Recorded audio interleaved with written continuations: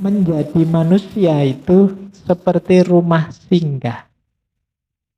Setiap pagi ada yang hadir. Bahagia, kecewa, pahit, pikiran sesaat. Yang datang sebagai tetamu yang tidak diundang. Ucapkanlah selamat datang. Sambutlah semuanya. Meskipun jika mereka adalah sekumpulan duka yang menghempaskan rumahmu seisinya. Mereka bisa membersihkanmu menjadi ketercerahan yang baru. Urusi setiap tamu dengan hormat. Pikiran gelap, aib, jahat, terima mereka di ambang pintu sambil tertawa. Suruhlah mereka masuk. Bersyukurlah pada apapun yang datang karena masing-masing dikirimkan dari jauh sebagai penuntun untuk kita. Jadi kita ini, pahamilah diri kita ini seperti rumah singgah. Setiap hari berseliweran tamu-tamu yang masuk. Termasuk tamu yang mengecewakan, tamu yang menyedihkan, yang buruk, yang menyusahkan, dan lain sebagainya.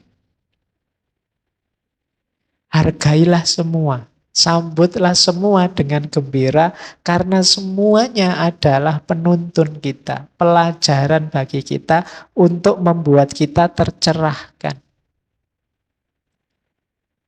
Peristiwa yang baik, alhamdulillah, nanti kita perkuat, kita ulang lagi. Peristiwa yang buruk, menyedihkan, menyusahkan, yang aib, yaitu jadi pelajaran kita untuk besok tidak kita ulang lagi, untuk kita jadikan pengingat dan pelajaran dalam hidup. Jadi hidup itu tidak mungkin flat, mesti bergelombang, kadang enak, kadang tidak, kadang bagus, kadang tidak. Sambutlah semuanya dengan gembira. Semuanya adalah kendaraan kita untuk jadi lebih baik. Untuk melahirkan ketercerahan yang baru. Oh iya Pak, saya kemarin pernah salah ini, tapi sekarang tidak lagi, saya sudah belajar. Saya kemarin ketabrak aib ini, tapi insya Allah nanti saya tidak akan mengulang itu lagi. Semuanya akan jadi pelajaran yang melahirkan ketercerahan baru. Yang lama akan pergi, yang baru akan datang. Akan terus begitu. Karena hidup kita mirip rumah singgah. Kotoran yang sesungguhnya ada di dalam diri.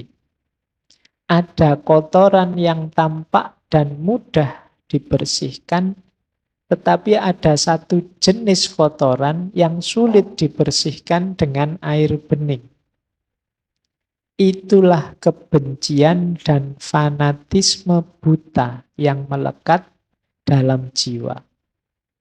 Kita bisa membersihkan tubuh kita dengan menjalani hidup sederhana dan puasa, tetapi hanya cinta yang bisa membersihkan hati kita. Jadi ada kotoran jasmani, ada kotoran rohani. Kotoran jasmani itu mudah kita bersihkan, ya antara lain hidup sederhana, puasa itu kan membersihkan fisik kita.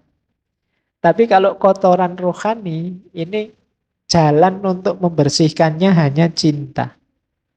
Kotoran rohani, kata Syekh Syamsuddin At-Tabrisi ada dua. Yang pertama kebencian, yang kedua fanatisme. Fanatisme ini jenis menduakan Allah dengan yang lain. Jadi keterikatan pada yang selain Allah, itu namanya fanatisme. Ini mengotori jiwa kita. Kebencian mengotori jiwa kita, fanatisme mengotori jiwa kita. Obatnya apa? Cinta. Oke. Semoga teman-teman bolak-balik mendengarkan kata-kata cinta ini tidak malah bosen ya. Saya khawatirnya cinta lagi, cinta lagi. Bosen Pak. Tidak apa-apa, ini harus diulang-ulang. Sampean bosen juga tidak apa-apa, paling tidak nanti masuk ke bawah sadarnya bahwa kita memerlukan banyak cinta untuk hidup ini. Adanya makhluk dan alam semesta ini ya juga buah dari cintanya Allah. Maka yuk, kalau masih ada kebencian, masih ada fanatisme, kita suka dengan sesuatu tidak masalah. Kita memerlukan sesuatu tidak masalah, tapi semoga tidak jatuhnya fanatisme. Kita tidak cocok dengan sesuatu tidak masalah. Kita tidak setuju dengan sesuatu juga tidak masalah, manusiawi. Tapi semoga tidak sampai titik kebencian. Kalau sudah benci dan fanatik itu jiwa kita kotor. Kalau dia kotor, sulit melihat kebenaran. Kalau kita sudah benci pada sesuatu atau seseorang, itu kan kebaikan atau kebenaran dari yang kita benci ini kan sudah tidak kelihatan lagi. Maka yuk, obatnya hanya cinta. Mari kita banyak mencintai.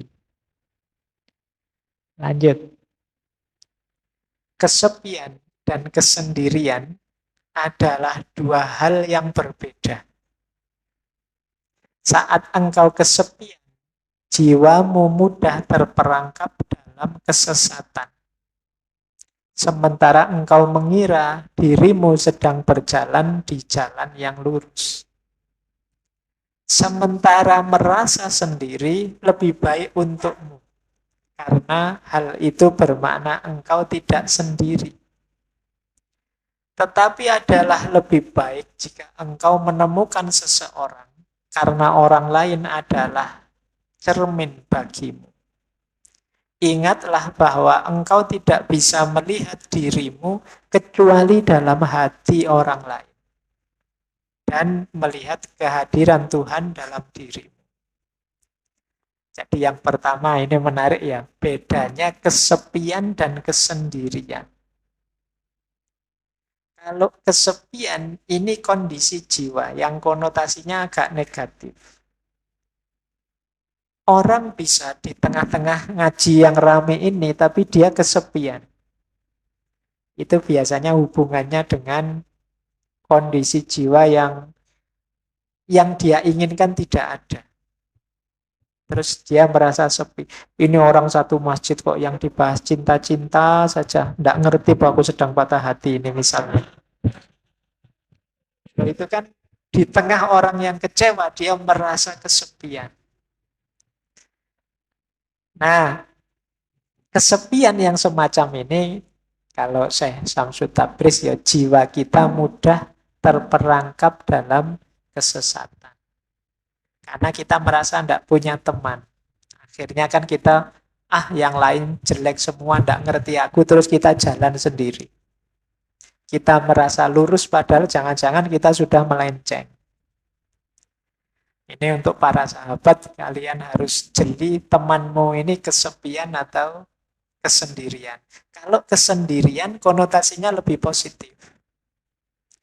Kesendirian itu yang orang memang sengaja menjauh untuk kepentingan tertentu. Saya ingin sendiri dulu ya. Itu kesendirian. Saya ingin uzlah dulu, ingin membersihkan diri dulu biar tidak banyak terpengaruh. Itu kesendirian. Banyak nasihat-nasihat yang menyuruh kita, yuk ambil waktu untuk sendiri sebentar. Biar tidak terlalu terpengaruh. Nah ini kesendirian. Agak beda dengan kesepian. Jadi kalau ada teman, ada sahabat, kok ingin sendiri, coba kamu cek dia memang ingin kesendirian atau sedang kesepian. Ini dua hal yang berbeda.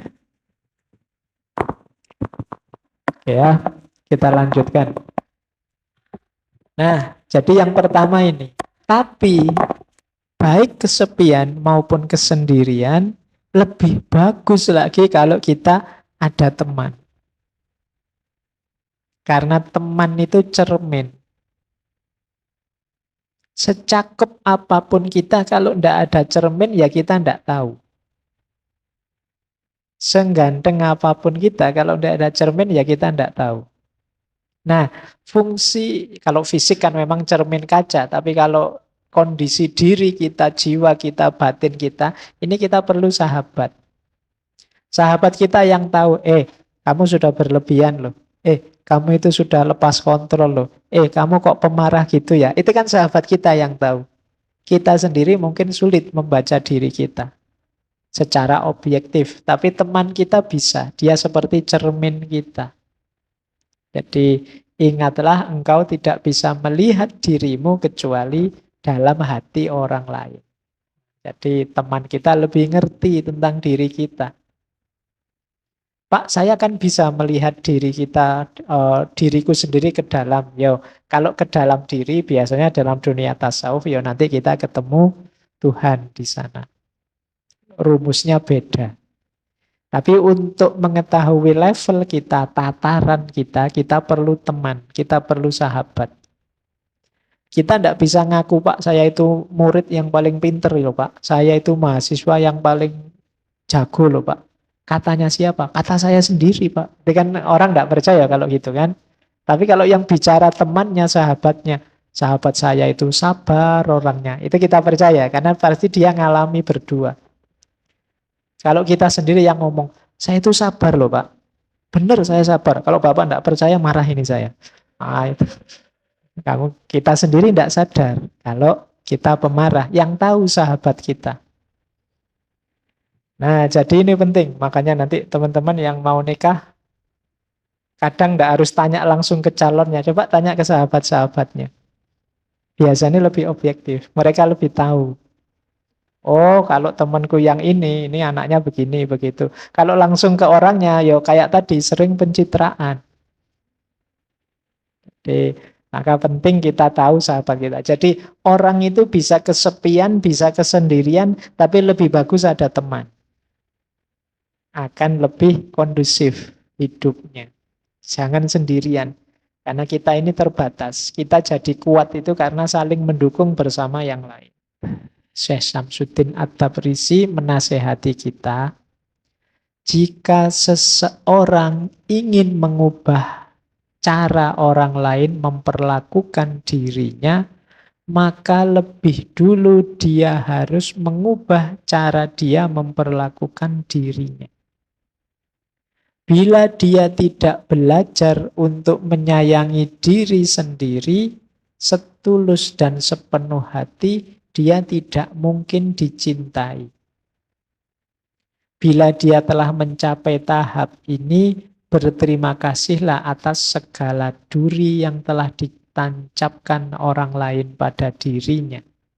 Itu pertanda dia akan segera dihujani dengan bunga mawar. Bagaimana mungkin seseorang bisa menyalahkan orang lain hanya karena mereka tidak menghormatinya, sedangkan dia sendiri tidak patut dihormati. Nah, ini mirip dengan kemarin-kemarin bahwa bersahabat dan mencintai sesama itu dasar awalnya adalah mencintai diri sendiri. Self-love. Orang yang tidak mencintai dirinya, tidak menghargai dirinya, tidak menghormati dirinya, jangan berharap dihormati, dihargai orang lain. Kalau kita sudah kejam sama diri kita sendiri, orang lain akan melihat, oh berarti aku harus memperlakukan dirinya seperti itu. Kalau kita sukanya ngerokok, kan nanti orang akan nyuguhi kita rokok. Kalau kita sukanya kopi, orang akan menyuguh kita kopi. Jadi orang bersikap sebagaimana kita menyikapi diri kita sendiri. Maka kalau kita ingin orang itu jangan begitu, kalau pas ada saya kok terus disuguhi kopi sama rokok, sekali-sekali disuguhi susu apa-apa. Nah, orang bisa nyuguhi kita susu ketika mereka tahu orang ini kebiasaannya tiap hari minum susu. Berarti apa? Ayo ubah kebiasaanmu. Kalau ada orang tidak menghormatimu, coba kamu introspeksi, jangan-jangan memang selama ini aku tidak menghormati diriku. Sehingga orang terus menganggap, oh berarti seperti itu cara memperlakukan diri kita. Nah, berteman, bersahabat juga begitu. Wah, ini sahabatku ini loh, nek ngomong kok nyelekit banget ya di depanku. Kemungkinan mungkin perilaku kita memang mengundang dia untuk nyelekit. Jadi kok mudah sekali ya maki-maki aku, atau memang kelakuan kita memang makiable, apa makiable itu? Iya, memang kita layak dipisui. Jadi karena kelakuan kita layak dipisui, ya akhirnya kita dipisui. Kalau ingin tidak dimaki-maki sama orang lain, ayo kita melakukan sesuatu yang tidak layak, tidak pantas. Kalau orang kayak gini dimaki-maki. Karena sebelumnya kelakuan kita memang gambarannya seperti itu. Jadi rumus persahabatannya ya dimulai dari cara kita memperlakukan diri kita. Nah, Pak, tapi saya sudah baik loh Pak memperlakukan diri kita dengan bagus. Kok ada orang yang memperlakukan diri kita dengan buruk tetap begitu? Tenang saja, bersyukurlah. Disitulah latihannya. Dia menancapkan duri, tapi di balik duri yang menancap itu pasti mawarnya ikut. Jadi di situ kita akan dapat banyak pelajaran. Disitulah dimulainya peningkatan kualitas diri kita. Alhamdulillah ada teman yang gampang maki-maki, mudah misuh-misuh. Sekarang mentalku kuat, tangguh. Tidak mudah baper misalnya. Kualitas diri kita meningkat. Meskipun sebelumnya mungkin sakit hati kita. Tapi sekarang tambah tangguh. Jadi di balik duri yang menancap, mawarnya ikut. Jadi rumus pertama berarti kita menghargai diri kita, memperlakukan diri kita secara baik, mencintai diri kita. Insya Allah orang lain melakukan hal yang setara pada kita. Kalau tidak, disitulah saatnya kita akan naik kelas. Kualitas diri kita meningkat dari ujian yang diberikan oleh sahabat kita tadi. Dari duri yang menancap, bunganya ikut mekar. Adalah mudah bagi kita untuk mencintai Tuhan yang maha sempurna, suci, dan terbebas dari kekurangan. Yang paling sulit adalah mencintai manusia dengan segala ketidaksempurnaan dan kekurangannya. Ingatlah, seseorang hanya akan mampu memahami apa yang bisa ia cintai. Tak ada kebijaksanaan tanpa cinta. Selama kita tidak belajar untuk mencintai makhluk Tuhan, kita tidak akan dapat benar-benar mencintai siapapun dan mengenal Tuhan. Nah, ini wasiat selanjutnya. Mencintai sesama, mencintai manusia, bersahabat dengan sesama, itu hebat. Karena sebenarnya sulit. Kenapa? Orang itu serba tidak sempurna, serba kekurangan. Kan banyak orang itu, Pak, saya nyari sahabat orang baik-baik. Sulit loh kita nyari orang baik-baik itu. Selalu orang itu ada kurangnya, ada jeleknya. Tidak mungkin kita ketemu orang yang sempurna. Loh, kita bisa mencintai yang tidak sempurna, itu hebat. Mencintai Tuhan, mencintai Allah itu lebih mudah jalannya. Kenapa? Allah maha kuasa, maha indah, maha sempurna, mudah. Tapi mencintai manusia dengan banyak kekurangannya itu sulit. Ya boleh dicek lah, kalau teman-teman memperhatikan sahabat kita masing-masing itu kan selalu saja ada jeleknya. Tapi kita bertahan tetap mencintai dia itu luar biasa. Nah, berarti persahabatan itu memang sesuatu yang utama. Dan cinta kita pada sahabat inilah nanti yang jadi sumber kebijaksanaan. Yang bisa bijaksana itu orang yang ada di tataran cinta. Makanya filsafat itu filosofia. Cinta pada kebijaksanaan. Karena ini level yang hanya bisa dicapai oleh para pecinta. Hanya yang mencintai, yang mau peduli. Sebenarnya kenyataannya begini sih, tapi Tidak usah aku sampaikan dulu lah, nunggu hatinya tenang. Loh bisa begini nih orang-orang yang mencintai. Kalau kita tidak peduli, tidak mencintai Allah, biar segera bebas tugas, tak kasih tahu sekarang aja meskipun dia nanti jadinya kecewa atau jadinya marah-marah. Nah ini levelnya mungkin kebenaran, tapi belum nyampe pada kebijaksanaan. Hanya orang-orang mencintai yang bisa bijaksana. Kadang-kadang mungkin kita punya sahabat yang apalah cerewetnya luar biasa. Kalau ngomong tidak bisa berhenti misalnya. Tapi karena kita cinta padanya, kita peduli padanya, kita bisa menampung sebanyak apapun kata-katanya. Dan kita bijaksana untuk tidak begitu saja marah-marah padanya, begitu saja meninggalkannya.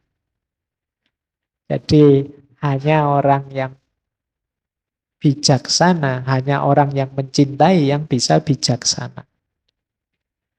Nah, jadi rumusnya tadi ya, mencintai orang lain itu hebat. Kalau kita bisa mencintai, itu alamat kita bisa bijaksana. Rumus selanjutnya, kalau kita bisa mencintai makhluk, berarti akan mudah jalan kita untuk mencintai Tuhan. Omong kosong orang bilang saya cinta Allah saja tapi tidak cinta pada makhluknya. Justru jembatan untuk kita mencintai Allah itu mencintai makhluknya. Bukti bahwa kita mencintai seseorang itu kan mencintai hal-hal yang berhubungan dengan orang ini. Nah, pada Allah juga begitu. Nah, ini wasiat dari Syekh Samsuddin At-Tabrisi. Mari kita mengembangkan cinta pada sesama, pada makhluk, karena cinta itu nanti akan jadi sumber kebahagiaan dan kebijaksanaan, dan pada akhirnya akan membawa kita pada cinta kepada Allah. Tidak mungkin orang yang merugikan orang lain, benci orang lain, perilakunya bijaksana, dan dia juga sulit untuk dekat pada Allah. Karena orang lain itu adalah makhluknya Allah juga. Kita semua diciptakan menurut citranya. Dan pada saat yang sama, masing-masing kita diciptakan berbeda dan unik. Tidak ada orang yang sama. Tidak ada dua hati yang sama. Jika Tuhan ingin semua orang sama, maka Dia sudah akan menciptakannya demikian. Oleh karena itu, tidak menghargai perbedaan dan memaksakan pandanganmu terhadap orang lain sama saja dengan tidak menghargai keputusan Tuhan. Jadi ini hubungannya dengan kebencian tadi. Kalau kita tidak mampu mengedepankan cinta, mampunya benci membenci, kalau dipikir mendalam, hakikatnya kita sedang tidak meridhoi ketetapannya Allah. Kita tidak rela dengan keputusannya Tuhan. Jadi, wong kita itu hakikatnya semua ciptaan Tuhan, lah kok beda-beda, berarti Tuhan menginginkannya demikian. Kuasanya Allah, tidak ada orang itu yang sama persis apa-apanya. Bahkan yang kembar sekalipun ada bedanya. Nah, itu kuasanya Allah. Nah, sementara orang yang membenci itu ingin agar yang dibenci itu mbok jangan begitu. Mbok seperti aku saja. Ingin semua orang sama. Dia tidak sadar bahwa, loh, keputusannya Allah begitu memang. Ada beda-beda. Maka dalam persahabatan itu bukan membangun persamaan, tapi membangun kebersamaan.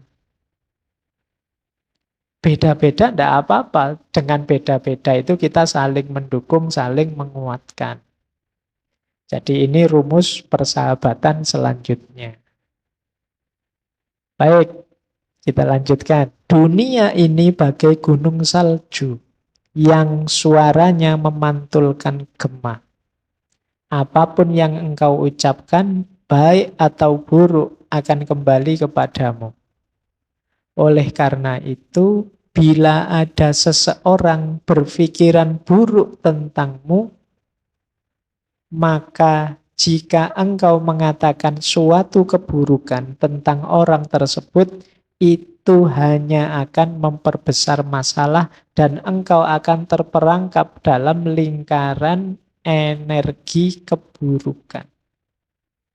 Dengan demikian adalah sangat baik. Ini kalau ini ijazah dari Syekh Syamsuddin At-Tabrisi.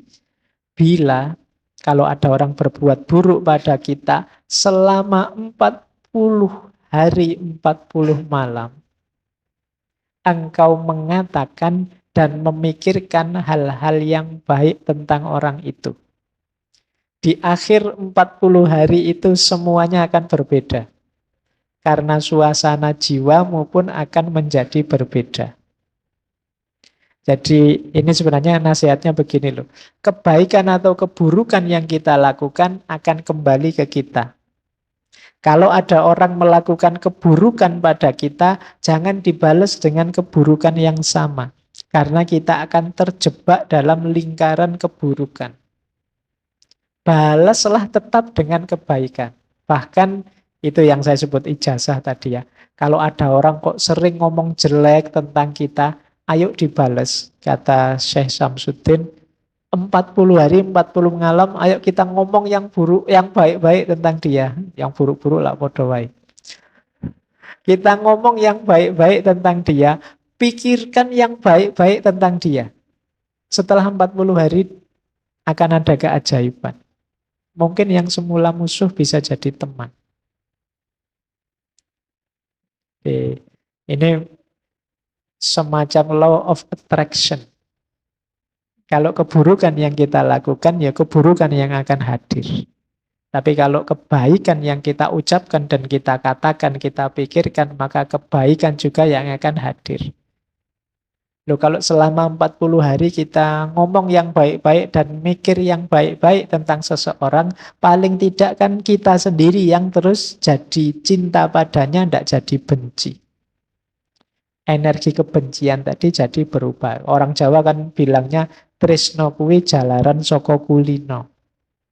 Kalau kita biasakan yang baik-baik, kita akan yang kita benci tadi lama-lama jadi kita suka, apalagi sampai 40 hari. Pasti terus relasi kebencian akan berubah jadi relasi cinta. Kata Maulana Rumi, perpisahan hanyalah bagi yang mencintai dengan kedua matanya. Sedangkan dia yang mencintai dengan jiwa dan hatinya tidak mengenal kata perpisahan sama sekali. Jadi ya kamu langsung nggak usah tak jelaskan ya, sudah ngerti maksudnya ya.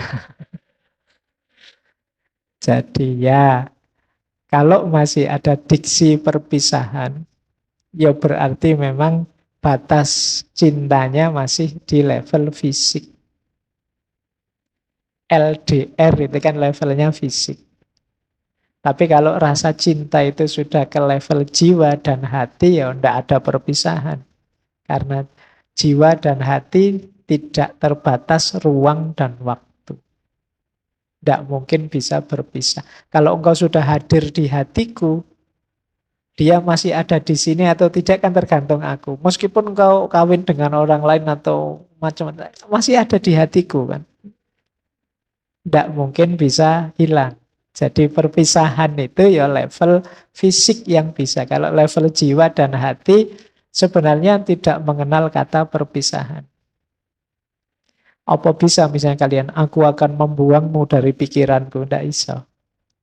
Kecuali amnesia. Ya tetap akan ingat. Tidak mungkin tidak. Oh kita masih waras. Maka kata Rumi, tidaklah. Orang-orang yang saling mencintai, para sahabat yang saling mencintai itu tidak mungkin berpisah. Karena kalau tatarannya persahabatan itu mesti nyambungnya sudah jiwa dan hati, tidak sekedar fisik. Di dunia ini bukanlah kesamaan atau keteraturan yang menggerakkan kita untuk maju ke depan, melainkan hal-hal yang bersifat kontradiksi yang nyata. Nah, ini yang terakhir ini harus agak hati-hati menjelaskannya. Dan semua yang bertentangan di dunia ini hadir dalam setiap diri kita. Oleh karena itu, seseorang yang beriman perlu bertemu dengan orang yang ingkar. Dan yang ingkar harus mengenal orang yang beriman yang teguh. Sampai masing-masing mencapai tahap paripurna. Keimanan merupakan proses bertahap yang memerlukan lawannya, yaitu kekufuran atau ketidakpercayaan. Ini kalau di filsafat namanya dialektika. Jadi kalau kalian ingin ngerti levelmu sejauh mana tataranmu, apakah engkau sudah pas, kamu perlu mencari antitesis, counter example. Mungkin kalau dalam penelitian ya. Jadi, misalnya, kalau kamu ingin menegaskan keimananmu kan kamu perlu, yang tidak beriman itu begini. Ini namanya hukum kontradiksi. Jadi untuk tahu sesuatu itu ada kan kamu harus tahu yang tidak ada seperti apa. Untuk tahu sesuatu itu baik kan kamu harus tahu batas buruknya di mana. Ini namanya dialektika. Karena tidak mungkin semua orang baik atau semua orang kufur. Ini masing-masing orang ini saling jadi cermin seperti tadi. Maka tidak ada satupun ciptaannya Allah yang sia-sia. Kalau kalian tanya, kok ada ya ciptaan ini, ciptaan itu? Tidak, semuanya ada mainnya, ada manfaatnya. Mungkin kita yang muslim mengambil parameter, ini batasnya kekufuran. Nanti mungkin agama lain juga punya batasnya sendiri, punya dialektikanya sendiri. Ini gunanya berteman, berdialektika. Sampai nanti batas paripurna. Mungkin kita beriman akan semakin beriman, akan semakin beriman. Yang kufur dialektika dengan kita, lama-lama dia juga jadi beriman. Semua lama-lama jadi memuncak. Jadi ini kalau di psikologi mungkin law of polarity, law of contradiction. Jadi hukum kontradiksi. Semakin kalau kita ingin berkembang ya harus tahu antitesisnya. Yang nanti lahir sintesis. Semakin baik, semakin baik, semakin baik. Nah ini kalau yang terakhir ini perlu direnungi agak mendalam. Bahwa baik dan buruk itu sesuatu yang berpasangan. Bahwa hitam dan putih itu berpasangan. Bahwa siang dan malam itu berpasangan. Kepercayaan dan ketidakpercayaan juga pasangan. Nah, dialektika dua inilah yang membuat dunia ini berputar. Dunia ini berjalan.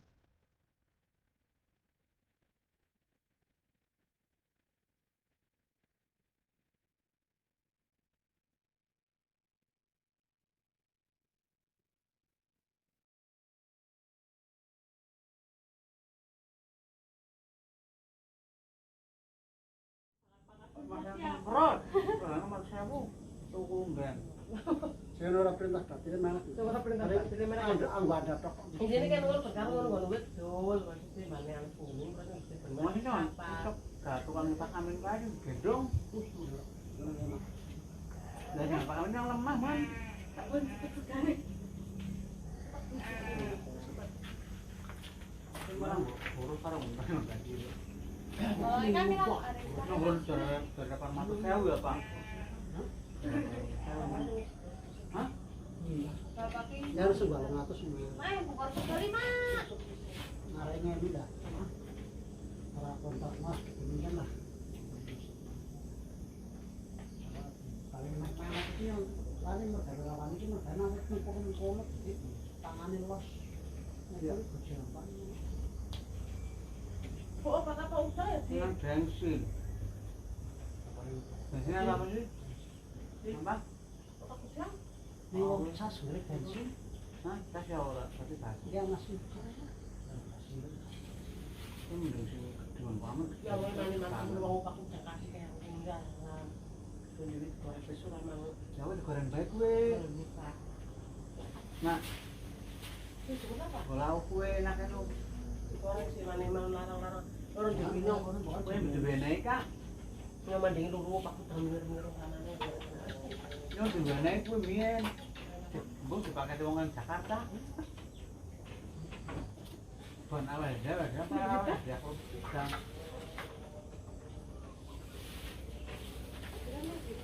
Hah? Lewat jangkai kayak goreng kayak terus gitu. Jemuran loh. Zaman kapan? Enak betul. Goreng ini. Ada jamuran kah? Oh, nggak pak. Masa yang orang lo goreng lah, mau ngomong top ini jangan. Iya, kan dia. Bandingin pi.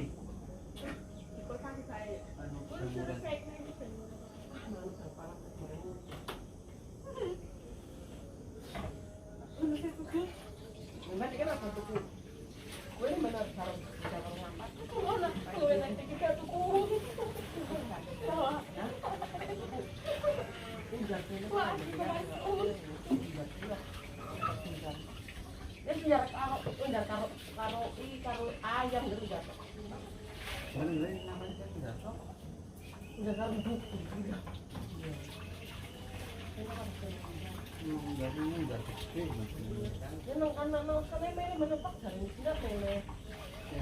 Telung puluh kayaknya anggrek sing wis diceteti telung puluh ro. Anggrek sing gorong telung puluh gamele puluh. Ana masalah sana bisnis nanti. Ini kan ngenu. Ini kan rumah api bukan? Iya kabeh.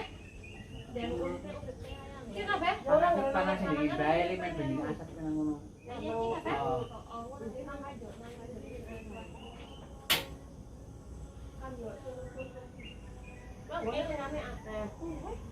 Juran susuk lorong ki ora pilih gorengan kene ya. Bukan sisi piye sanian. Nggih. Cemplung.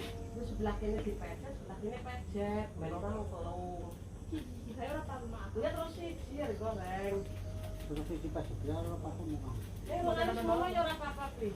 Masih kaken. Lah mak ngerti temen. Anggrek kaken. Kono iki saya. Saya ini yang baik. Sebelumnya kenal orang kamu udang kelompokan di sekolah derek. Ini kan bingung urus kita mari oleh topek, mari oleh komika, mari oleh jika orang mana mau bentuk kecilnya lebih.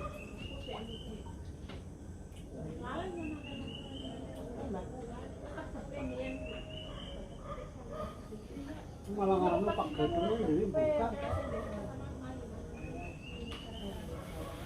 Wong goreng ben kok dikit gua yang merendang dewi ini ngomong aja Lah niki wis mak mbaknya ditutup. Maniknya liwat air banget.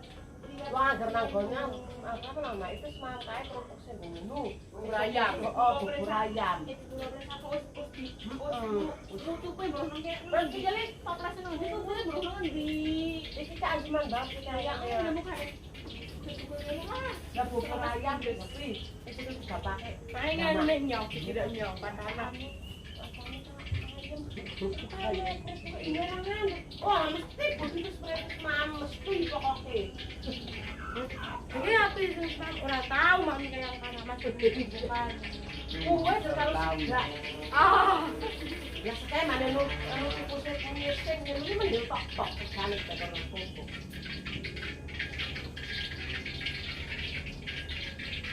Boleh gitu kan? Ada yang lapar rumah gitu ya lah. Kami ayam itu untuk itu. ayam.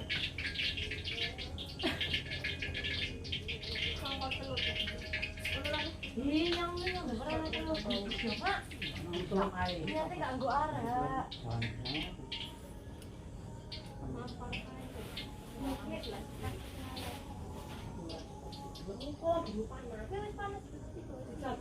Ini yang gede. Iya lengannya gemu panas, pas panas terus kelek kena geni nih. Nih jam banget aku banget. Ada yang bilang mbak.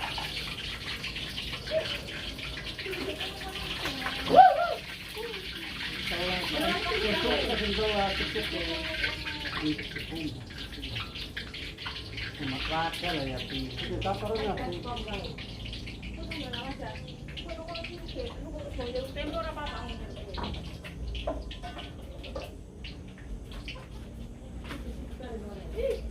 Ini kan. Enggak sama.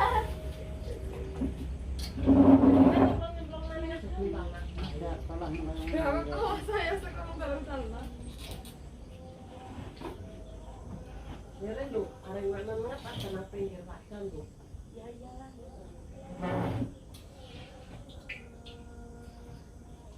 Umur kemarin sana. Wah, dong ini saya ngomongin ini. Lah, naik ke. Yang penting ini matang.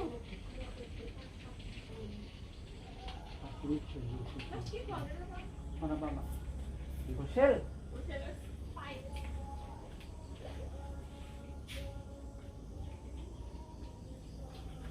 Lalu kan ingin dari itu Kusel kan ya. Ayo tulahan ke sipesen. Apa pun aku ini. Wih, balik lagi. Burung matang, kane. Sih rumun matang lagi gini. Kita dibukakan pun nggak, pun dicegah. Ya ini rumah turun. Nek aku kiri cekel lagi itu. Tamat kan. Sarannya jangan tanak lah. Kalau itu sih. Kunci kenapa kan gunung. Udah.